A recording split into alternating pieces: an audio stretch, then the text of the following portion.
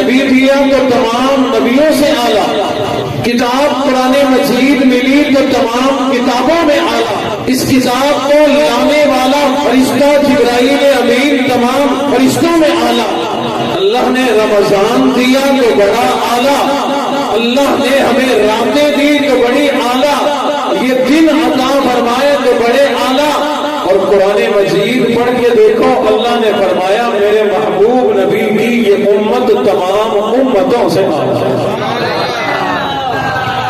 اسی طرح اگر اسی قرآن مجید میں ہم پڑھیں، قرآن میں ہمیں رمضان ملتا ہے، رمضان میں ہمیں قرآن ملتا ہے۔ کچھ نوجوانوں کو جملہ سمجھ نہیں آیا، رمضان کے مہینے میں قرآن آیا، انا انزلناہ فی لیلۃ القدر، رمضان میں قرآن، اور قرآن کھول کے دیکھو اللہ نے فرمایا شہر رمضان، یہ قرآن میں رمضان لکھا ہے، رمضان میں قرآن ہے، قرآن میں رمضان۔ اور پھر اللہ رب العزت نے قرآن مجید کی ایک آیت میں جو میں نے تلاوت کی، ان دونوں کو جوڑ کر ارشاد فرمایا شہر رمضان الذی انزل فیہ القرآن، رمضان میں قرآن، قرآن میں رمضان۔ اللہ نے یہ جو جوڑ بنایا اس کی کوئی وجوہات ہے، بے شمار ایسی چیزیں، ایسی باتیں، ایسی عظمتیں، ایسی فضیلتیں ہیں جو رمضان اور قرآن میں ایک جیسی ہے، مماثلت ہے، مشابہت ہے۔ یہی وجہ ہے کہ اللہ نے انہیں جوڑ کر ارشاد فرمایا، جس طرح سے آپ مجمع میں انصاری بھی بیٹھے ہیں، راجپوت بھی بیٹھے ہیں، رانے بھی بیٹھے ہیں، ریواڑی والے مسلم راجپوت بھی بیٹھے ہیں، آپس میں بڑی مماثلت ہے، مشابہت ہے، اور ریواڑی والوں کی ٹوپی پہن لیں تو سارے ایک جیسے مشابہت کرتے ہیں، کبھی کبھی میں بھی پہن لیا کرتا ہوں، اور ہمارا آپ کی اس برادری سے بڑا پرانا جوڑ اور پرانا تعلق ہے۔ ہمارے ابا جی رحمۃ اللہ علیہ پاکستان بننے سے پہلے انڈیا میں ہابڑی میں قرآن مجید پڑھا کرتے تھے، وہاں انصاری لوگ رہتے تھے، تو ہمارے والد صاحب تو وہی ہندوستان سے انصاری برادری سے یاری لگا کے آئے، انہوں نے بھی خوب نبھائی، قاری صاحب نے بھی خوب نبھائی، الحمدللہ اب تک یہ سلسلہ اور یہ رشتہ، یہ محبتوں کا تعلق الحمدللہ آج کے دن تک قائم و دائم ہے، اللہ یوں ہی سلامت رکھے۔ اللہ رب العزت نے رمضان اور قرآن میں آپس میں بڑا جوڑ پیدا فرمایا، ان میں سے ایک وجہ یہ ہے کہ رمضان بھی رحمتوں والا، قرآن بھی رحمتوں والا۔ رمضان کا چاند نظر آنے کے وقت سے لے کر آخری چاند یعنی شوال کا چاند نظر آنے تک حضور کے ارشادات پڑھ کے دیکھو، ہر لمحہ رحمت، ہر دن رحمت، ہر رات رحمت، ہر موقع رحمت، ہر وقت رحمت۔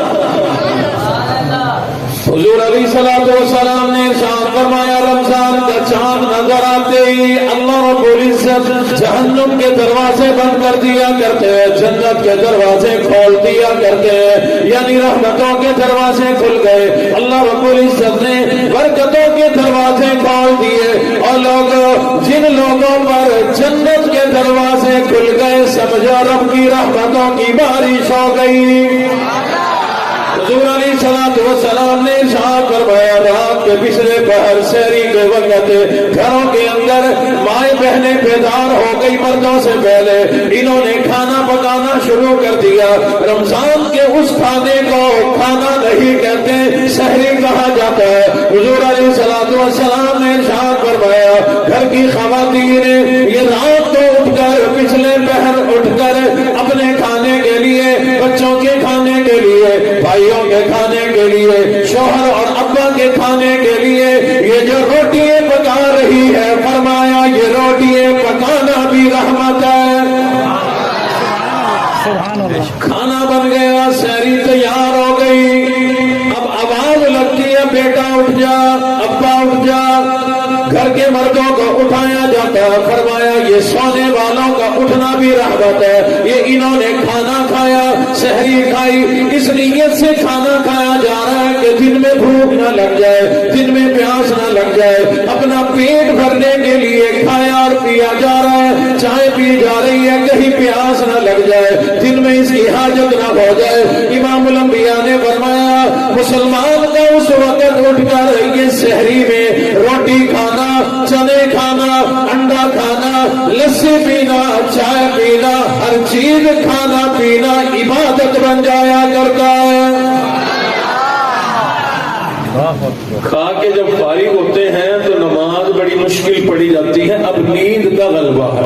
ایک تو نیند پوری نہیں ہوئی، اب نیند کا غلبہ ہے۔ حضور علیہ الصلوۃ والسلام نے فرمایا نماز پڑھ لیں، بہتر یہی ہے کہ فجر کے فوراً بعد سویا نہ جائے، نیند نہ کی جائے، اس وقت بیٹھ کر اپنے رب کو یاد کر لے، جس رب نے تجھے رمضان عطا فرمایا، جس رب نے تجھے قرآن عطا فرمایا، جس رب نے تجھے اعلیٰ نبی عطا فرمایا، جس رب نے تجھے کھانا کھلایا، رات کے پچھلے پہر میں اتنا اچھا تجھے کھانا کھلا دیا، اس رب کو یاد کرنے کے لیے بیٹھ جا، ذکر کرنے بیٹھ جا، اس رب کا نام لینے کے لیے بیٹھ جا۔ حضور علیہ الصلوۃ والسلام نے ارشاد فرمایا رب کا نام لیا کرو، اللہ اللہ کی صدا بلند کیا کرو، رب کی الگ سے رحمتیں ملے گی۔ ایک اللہ والے گزرے خواجہ ابو الحسن خرقانی رحمت اللہ علیہ کہیں پر گفتگو فرما رہے تھے، لوگوں کو اللہ اللہ کہنے کی عظمتیں بتلا رہے تھے کہ جو اللہ اللہ کی صدا بلند کرے گا، اللہ کے نام کا ذکر کرے گا، اس کی زندگی میں برکت ہوگی، اس کی صحت میں برکت ہوگی، اس کی عمر میں برکت ہوگی، اس کی روزی میں برکت ہوگی، اللہ مال میں برکت عطا فرمائیں گے۔